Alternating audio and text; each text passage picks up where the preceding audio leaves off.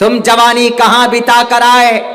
سلمان خان کے فلم دیکھتے دیکھتے یا شاہ رخ خان کے یا رتک روشن کے ڈانس دیکھتے دیکھتے نہیں، بلکہ آپ کو بخاری شریف پڑھتے پڑھتے، قرآن کریم کا درس دیتے دیتے، احادیث کا درس دیتے دیتے آپ کی زندگی کا کچھ حصہ گزرنا چاہیے تاکہ کل قیامت میں گواہ بن سکے آپ کے لیے۔ میرے نوجوان ساتھیوں، بڑی قیمت ہے اس جوانی کی، اچھے کام میں لگا لو۔ میں نہیں کہتا کہ آپ کوئی جوخم بھرا کام کرو کہ چلو لڑائی مار دھار کرنے یا پہاڑ توڑنے، نہیں، پابندی صلاۃ کر لو، نماز کی پابندی کر لو۔ جہاں تک ہو سکے سوشل میڈیا میں غلط کام کرنے سے اور غلط چیزیں دیکھنے سے بچ جاؤ، اپنی نگاہ کی، اپنی شرمگاہ کی حفاظت کر لو، انشاءاللہ آپ کی جوانی۔ وَنَهَى النَّفْسَ عَنِ الْهَوَىٰ فَإِنَّ الْجَنَّةَ هِيَ الْمَأْوَىٰ، بری چیزوں سے روک لوگے تو آپ کا ٹھکانہ جنت ہوگا۔ آج کیوں ہم پس رہے ہیں؟ کیوں؟ بہت ساری باتیں ہمارے لوگ نہیں جانتے، ہم نہیں جانتے۔ آپ کا شہر اورنگ آباد، پتہ ہے شہر کی کیا تاریخ ہے؟ اورنگ آباد کا مطلب اورنگزیب رحمۃ اللہ علیہ کے نام پر پڑا ہے۔ 3 اورنگ آباد، ایک بنگال کا، ایک بہار کا، ایک مہاراشٹر کا، تینوں ڈسٹرکٹ، یہ بھی شاید ڈسٹرکٹ ہی ہے یا مرشد آباد ڈسٹرکٹ میں آتا ہوگا، لیکن شہر ہے اورنگ آباد۔ تو اورنگزیب رحمۃ اللہ علیہ کے نام پر ہے یہ شہر، لیکن اورنگزیب رحمۃ اللہ علیہ کی بہت سارے خصوصیات ہے، and the Muslim don't know about Aurangzeb رحمۃ اللہ علیہ۔ بھارت کے اندر ان کے زمانے میں 40 سال تک حکومت کی انہوں نے۔ نوجوانوں، 40 سال تک حکومت کی۔ سب سے پہلے چاول اور گیہوں سے ٹیکس ہٹانے کا کام یہی اورنگزیب نے کیا تھا۔ جس وقت بھارت کے یہ بادشاہ تھے، اس وقت یہاں بھارت کا سب سے بڑا کاروبار ہوتا تھا کپڑوں کا۔ بھیلواڑہ راجستھان، گجرات، میرٹھ، بھاگلپور، ان تمام جگہوں کے اوپر کپڑوں کے فیکٹری لگا کرتے تھے اورنگزیب رحمت اللہ علیہ کے زمانے میں۔ ہم اس چیز کو نہیں جانتے، اسی لیے تو آج کافر اور مشرک لوگ، لڑاکو لوگ، نفرتی لوگ، وہ نفرتی، نہ وہ مسلمان ہیں نہ وہ ہندو ہے، صرف نفرتی ہے وہ، بس ملتا کچھ نہیں، ہاتھ میں ہتھوڑا لیتے ہیں چلے جاتے ہیں جناب، لینڈ جہاد کے نام پر توڑنے کے لیے، مارنے کاٹنے کے لیے چلے جاتے ہیں۔ ابھی ایک ویڈیو ہم نے دیکھا، بڑی تعجب اور بڑا دکھ ہوا، آج یہ ہمارے پاس کسی نے بھیجا، آپ لوگوں کو بھی بھیجا ہوگا، کہ کہیں ہماچل پردیش میں شاید کچھ ہمارے نفرتی دوست جو بھٹک گئے، کسی کے بہکاوے میں آ کر ہتھوڑا لے کر وہ جا کر ایک قبر کو توڑ رہے۔ قبر پرستی اسلام میں جائز نہیں ہے، مزار قبر پرستی اسلام کے اندر اللہ کے علاوہ کسی اور کی عبادت جائز نہیں، لیکن اس چیز کو ہم اس پر چرچا نہیں کریں گے۔ صرف اتنا جانتے ہیں کہ اگر کسی کی قبر ہے یا کہیں پر کوئی جگہ ہے، عیدگاہ ہے، مسجد، کوئی نشان بنے ہوئے ہیں، تو اس کو توڑنے کی نہ تو کسی مسلمان کو پرمیشن ہے اور نہ تو کسی ہندو بھائی کو پرمیشن۔ اگر کہیں مندر ہے، مورتی ہے، اپنی جگہ پر ہے، مسجد ہے، قبر ہے کہیں پر، وہ اپنی جگہ پر ہے، اس کو رہنے دیا جائے، لیکن پتہ ہے کیا ہے، اس کو توڑتے ہوئے ویڈیو بنایا جاتا ہے، اور اس ویڈیو میں کیسے الفاظ، اس ویڈیو کے اندر ایسے الفاظ ہیں کہ سن کر رونگٹے کھڑے ہو جاتے ہیں۔ میرے ہندو بھائیوں، ایسا نہیں ہو سکتا۔ انہوں نے کیا کہا کہ باقی نہ رہے شیش رام کا، باقی نہ رہے شیش راون کا۔ اس جملے کا مطلب سمجھتے ہیں؟ اس جملے کا مطلب اس بھارت میں اندر جتنے بھی مسلمان، یہ سب راون ہیں، باقی نہ رہے شیش راون کا، یہ فرمان ہے رام کا، ان کا یہ کہنا۔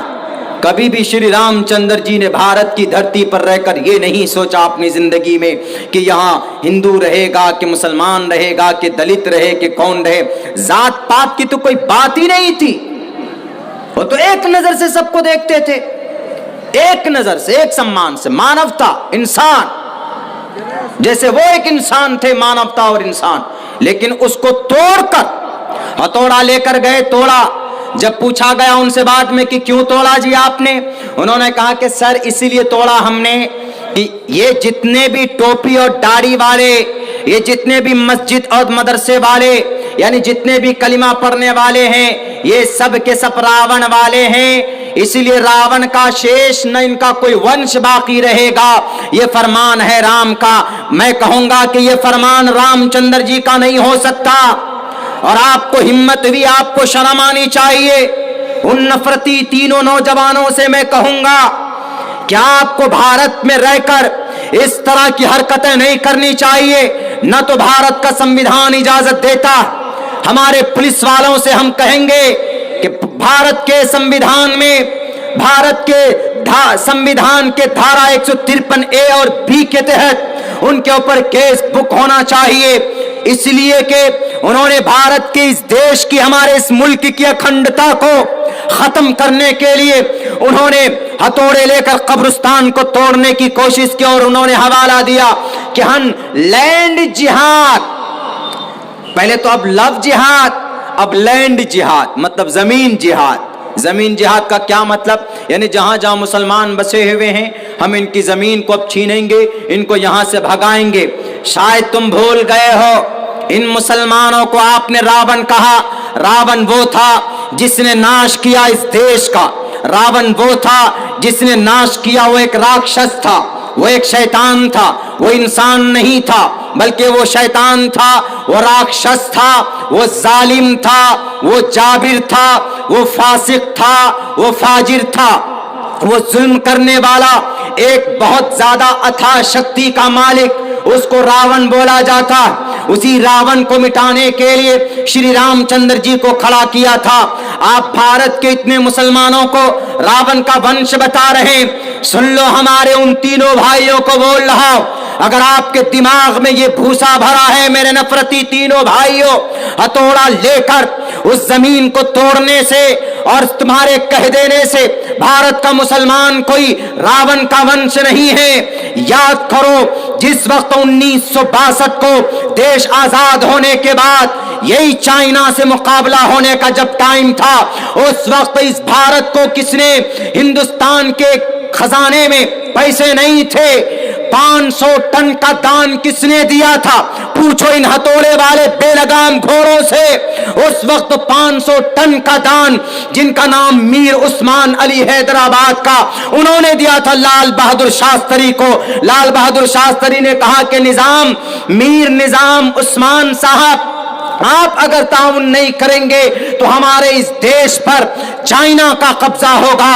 जब उस वक्त 1962 में चाइना से मुकाबले के लिए गए तो टैंक और तोप खरीदा गया और चाइना से मुकाबला किया गया.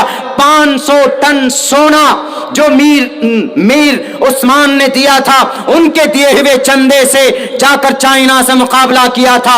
अगर 500 टन का सोना मीर उस्मान नहीं देते तो आज हमारा भारत का आधा हिस्सा चाइना के अंदर में शामिल होता. याद करो उनकी तारीख को. स्टेट बैंक ऑफ हैदराबाद सबसे पहले भारत के अंदर किसने बनाया था, जिसको आज भारतीय स्टेट बैंक के नाम से हम जानते, यही मीर उस्मान अली ने बनाया था, जिसको बाद में भारतीय स्टेट बैंक बनाया गया था. तुम्हें शायद तारीख मालूम नहीं, मुस्लिम अलीगढ़ यूनिवर्सिटी को 5 लाख रुपए सोना दिया था. दान देते हुए वो नहीं देखते थे कि ये मुसलमान है कि ये हिंदू है. बनारस की हिंदू यूनिवर्सिटी को 10 लाख रुपए चंदा दिया था. कौन? यही मीर उस्मान अली. तुम इनको रावण की औलाद बोलते हो, शर्म नहीं आई बोलते हुए? हम रावण की औलाद नहीं. ये नस्ल जितने भी यहां पर बैठे हुए, न तो हिंदू रावण की औलाद, न मुसलमान रावण की औलाद है. रावण की औलाद तुम हो, इसलिए कि यहां की अखंडता को तोड़ने की तुमने कोशिश की. और याद रखो, जब जब कोई अखंडता को तोड़ता, यदा यदा ही धर्मस्य ग्लानिर्भवति भारत अभ्युत्थानम धर्मस्य तदात्मानं सृजामहम्, वो परमात्मा किसी न किसी को भेजता है. और आज के जमाने में अगर आपने अखंडता को तोड़ने की कोशिश की, इनको रावण की अगर औलाद कहा, تو یہ راون کی اولاد نہیں ہے. میں ثابت کروں گا کہ بھارت کا مسلمان راون کی اولاد نہیں بلکہ بھارت کا مسلمان اس دیش کا لوکپری، اس دیش کا دیش بھکت ہے. ہندو مسلمانوں کی پرانی تہذیب ہے، پیار سے محبت سے رہتے. کس خدا کے کہنے پر تم نے یہ حرکت کی؟ کس نے توڑنے کی تم کو پرمیشن دی؟ کیوں نہیں کارروائی ہوئی ان کے اوپر؟ ان کو جیل میں ڈالنا چاہیے. اگر میں غلط بولتا ہوں تو میرے ہاتھ میں ہتھ کڑی لگاؤ، لیکن فریڈم آف ایکسپریشن بولنا پڑے گا. حق بات ہے، فریڈم آف تھاٹ بولیں گے. کیوں؟ کیونکہ ہم تو راون کی اولاد ہے ہی نہیں. میرے بھائیوں، ڈاکٹر امبیڈکر کو 54 ایکڑ زمین دی تھی. کس نے؟ میر عثمان علی نے. کون تھا وہ؟ اگر راون کی اولاد ہے وہ، مسلمان کو آپ راون کی اولاد بولتے ہیں، تو 54 ایکڑ زمین میر عثمان علی نے کیوں نہیں دی؟ کیوں دی؟ دیتا وہ؟ نہیں دیتا.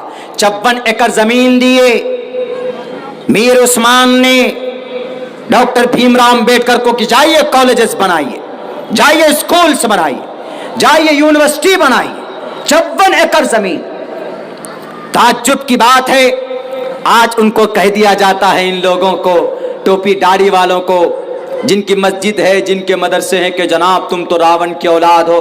شرم ہونی چاہیے اس طرح کے الزامات لگاتے ہوئے، شرم آنی چاہیے اس طرح کی باتیں کرتے ہوئے، نہیں ہونی چاہیے. میرے نوجوانوں، میرے ساتھیوں، کچھ لوگ اس طرح کے ظالم دشمنان اسلام بھارت میں نہیں پوری دنیا میں ہے. ہمیں اور آپ کو اللہ سے توڑنے، شریعت سے دور کرنے کی پوری کوششیں جاری ہے، لیکن ہم اللہ سے کتنا قریب ہیں ہمیں اور آپ کو دیکھنا پڑے گا. اللہ سے ہم کتنی محبت کرتے ہیں، اپنے قرآن سے ہمیں کتنی محبت ہے، اپنی شریعت سے ہمیں کتنی محبت ہے. اپنی اس جوانی کو صحیح استعمال میں لگائیے، اپنی زندگی کے صحیح لمحات میں. انشاءاللہ تبارک و تعالی باطل طاقت وقتی طور پر ابھرتی ہے، لیکن جب حق آ جاتا ہے، جب آپ کی زندگی میں شریعت ہوگی، آپ کی زبان پر اللہ کا نام ہوگا، وَذَكِّرْ فَإِنَّ الذِّكْرَىٰ تَنفَعُ الْمُؤْمِنِينَ، نوجوانوں آپ کی زندگی میں سنت ہوگی تو یقیناً آپ کامیاب ہوں گے. من احیا سنتی عند فساد امتی فلہ اجر 100 شہید، 100 شہیدوں کا ثواب آپ کو دیا جائے گا اگر آپ ایسے وقت میں سنت رسول اللہ کے مطابق زندگی گزارتے ہو. ایک بات یاد رکھو، اس جوانی کو ضائع مت ہونے دو. یقیناً جوانی بہت سارے ایسے لوگ گزرے کہ جنہوں نے اپنی جوانی غلط چیزوں میں بگاڑ دی، ختم کر دی، تباہ کر دیا، لیکن جب وقت آتا ہے، جب بڑھاپا آ جاتا ہے تو افسوس کرتے. ورقہ بن نوفل نصرانیوں کا ایک بڑا عالم، ایک یہودی عالم، جب محمد رسول اللہ کو ان کے سامنے پہلی بار اما خدیجۃ الکبریٰ لے کر گئیں، جب محمد رسول اللہ کو پہلی وحی آئی تھی غار حرا میں، اقرأ بسم ربک الذی خلق خلق الانسان من علق اقرأ وربک الاکرم الذی علم بالقلم علم الانسان ما لم یعلم. 5 آیتیں شروع کی جب نازل ہوئی، اللہ کے نبی لے کر آئے، حضرت جبرائیل امین آئے اور آ کر اچانک سے کہتے ہیں کہ محمد پڑھو اقرأ. اللہ کے نبی فرماتے ہیں کہ ما انا بقارئ، میں نہیں جانتا ہوں پڑھنا. 3 مرتبہ یہ کنورسیشن چلا. حضرت جبرائیل امین نے پھر سے کہا پکڑ کر بھیج کر، تو آپ علیہ السلام پڑھے، آپ کے اوپر کپ کپی تاری ہوئی، وہاں سے واپس آئے، اما خدیجہ کو بتایا اور آپ علیہ السلام نے کہا کہ خدیجہ میں اپنے آپ کو ایسا محسوس ہوتا ہے کہ میں ہلاک ہو جاؤں گا، میں رسوا ہو جاؤں گا، میں ختم ہو جاؤں گا. اما خدیجۃ الکبریٰ نے ان کو تسلی دی کہ اللہ آپ کو ایسا رسوا نہیں کرے گا، اللہ آپ کو ضائع نہیں کرے گا، چونکہ آپ غریبوں کی، بے بسوں کی، لاچاروں کی خدمت و مدد آپ کرتے ہیں. آپ کے اوپر وانی ہوئی ہے اہمیو سویمدم بدامی جشتم دوا برتمانو شبیم کامیتت مگرنم کرنمتم برہمانم تمرشدم سمیدھام. عشق کی طرف سے وانی ہوئی ہے. چلیے ہم اپنے بھیا کے پاس جاتے ہیں، اپنے چچیرے بھائی کے پاس. اما خدیجہ محمد رسول اللہ کو لے کر جاتی ہے اور پھر اللہ کے نبی پورے احوال کو بیان کرتے تو وہ ورقہ بن نوفل کیا کہتا ہے کہ کاش میں جوان ہوتا اس وقت جب آپ کی قوم آپ کو اپنے سماج سے، آپ کو آپ کے گاؤں سے نکال دے گی، اللہ کے نبی فرماتے اچھا مجھے میرے قوم نکالیں گے؟ کہا جی، اچھا کرنے والوں کو کبھی کبھی برا بولتے ہیں لوگ۔ آپ لوگ ایسا ہے جب کوئی اچھا کرتا ہے تو بہت سے لوگ کہتے ہیں کہ یہی آیا بڑا کام کرنے والا۔ اچھے کرنے والوں کی پولنگ ڈاؤن زیادہ ہوتی۔ یہ جو جلسہ ہوتا ہے نا، اس طرح کے جلسے جو لوگ کرتے ہیں تو بہت سارے لوگ ایسے بھی کھولیں گے کوئی کام نہیں ملتا تم کو جلسہ کر رہے ہو، کیا ہوتا ہے اس جلسے سے؟ آپ کہو گے اس جلسے سے ایمان تازہ ہوتا ہے، قرآن و شریعت کی باتیں سننے کو ملتی ہے، اللہ کا فرمان کھل کر سامنے آتا ہے، شریعت اللہ اور احادیث ہم سے کیا چاہتی ہے، اللہ ہم سے کیا چاہتا ہے، وہ کم سے کم 10 15 20 25 30 منٹ بیٹھ کر سننے کا موقع تو ملتا ہے۔ تو بہت سارے لوگ ہوتے ہیں جو کہتے ہیں کمیٹی والوں کو کچھ نہیں ملتا، جلسہ کرتے ہیں۔ تو اسی لیے اچھا جو کرتا ہے لوگ پیر کھینچتے بھی ہیں، بہت سارے لوگ ہوتے ہیں، ہر زمانے میں ہوتے ہیں۔ تو ورقہ بن نوفل نے کہا کہ محمد تم کو تمہارے گاؤں سے تم کو نکالے گا تمہارے سماج کے لوگ۔ تو محمد رسول اللہ چونک کے بولتے ہیں آشچर्य ہو کر کہ ہم کو ہمارے لوگ نکالیں گے؟ کہا جی، تم کو تمہارے گاؤں سے نکال دیں گے تمہارے حق کی آواز کو بلند کرنے کی وجہ سے۔ کاش میں جوان ہوتا، دیکھیں جوانی کی خواہش کر رہے، کاش میں اس وقت جوان ہوتا جب تمہارے قوم کے لوگ تم کو نکال دیتے تو میں تمہارا اقرار اور اعتراف کرتا اور تمہاری میں مدد کرتا۔ تو ابھی تو ہمارے پاس جوانی ہے، جتنا زیادہ ہو سکے اپنی جوانی کو نماز میں، روزے میں، سوشل ورک میں، غریبوں کی مدد، سماج میں اچھا کام۔ اگر کوئی جوان ہے، گریجویشن پڑھائی کا زمانہ ہے تو ڈھنگ سے پڑھے، وہ محنت کرے۔ اگر کوئی جوان ہے اگر بزنس میں لگنا چاہتا ہے تو جائے، محنت سے کام کرے، ایمانداری سے، لیکن شراب کی تھیلیوں میں نہ جائے کہ نہیں جناب یہ جوانی ہے، ابھی جوانی ہے، جب بڑھاپا ہوگا تب اللہ کو یاد کر لیں گے، اس وقت تو یو ول بی ایکسپائرڈ، آپ تو جانے والے، آپ کا ایک قدم تو اس میں قبر پہ جا چکا ہے۔ بوڑھے ہو کر نماز روزہ نہیں، وہ تو مرنے کا سمے، عبادت میں مزہ تبھی آتا ہے جب خون کے اندر گرمی ہو۔ فجر کی نماز میں اٹھو، اس سردی میں وضو کرو ٹھنڈ پانی سے، اللہ کتنا خوش ہوتا ہوگا، یہ میرا بندہ ہے جس کو میں نے پانی سے بنایا ہے، خوبصورت انسان بنا کر بھیجا ہے، دیکھو میری رضا کے لیے اس ٹھنڈ میں بھی، جنوری اور دسمبر کی ٹھنڈ میں بھی اٹھ کر میری رضا کے لیے ٹھنڈ پانی سے وضو کر کے نماز پڑھ رہا ہے۔ اللہ آپ کی قسمت کا فیصلہ، آپ زمین پر نماز پڑھیں گے، اللہ آسمان پر آپ کی قسمت کا فیصلہ کر رہا ہوگا۔ اسی لیے میں کہتا ہوں میرے نوجوان ساتھیوں، یقیناً آپ کی یہ جوانی بڑی قیمتی ہے، اگر آپ نے اس کو جانے دیا اپنے ہاتھ سے، نہ تو آپ اللہ کے محبوب بن پائیں گے۔ جب آپ اللہ کے وفادار نہیں بنیں گے، جب آپ اللہ کے محبوب نہیں بنیں گے تو مدد کہاں سے آئے گی؟ اللہ کے طرف سے تو آئے گی نہیں، آپ کے نیتا لوگ تو مدد کریں گے نہیں، آپ کے دنیا کے لوگ تو مدد کریں گے نہیں، بلکہ یہ تو اپنی طاقت کا ناجائز استعمال کرتے، اپنی طاقت کا عجیب بھرم پھیلا کر جناب اب تو یہ ہونے والا وہ ہونے والا۔ بڑے تعجب کی بات ہے کہ اس کرونا کال میں سب سے پہلے ہمارے تعلیمی ادارے بند ہوتے، سب سے پہلے اسکول مدرسوں کو بند کیا جاتا۔ یقیناً کرونا ہے مانتے، اگر تحقیقی اعتبار سے دیکھا جائے، اگر کرونا واقعتاً ہے، آئی ایکسپٹ دیٹ، تو سب سے پہلے شراب خانے کو بند کرنا چاہیے، سب سے پہلے مارکیٹوں کو بند کرنا چاہیے، مدرسوں کو بند کر دیتے ہیں، اسکول کو بند کر دیتے، تعلیم میں لات مار دیتے ہیں آپ، یہ بات نہیں چلے گی۔ اور جناب رات کو کرفیو، کیوں رات کو کرونا سڑک پہ زیادہ دوڑتا ہے؟ وہ تو دن میں زیادہ دوڑتا ہے، کرونا جہاں دیکھا بھیڑ زیادہ وہاں پر گھس جاتا ہے۔ میرے بھائیوں، اللہ توفیق دے ان لوگوں کو، صحیح ہدایت کی توفیق دے، صحیح سمجھنے کی توفیق دے۔ نہ معلوم کس طرح کی باتیں ہوتی، ہمیں کسی سے کوئی لینا دینا نہیں، ہم تو اتنا جانتے ہیں کہ اللہ تبارک و تعالیٰ نے 60 سال 70 سال کی زندگی ہمیں دی، بس قرآن و سنت کے مطابق ہماری یہ زندگی گزرنی چاہیے. بھائی تاہم میں پرش مہا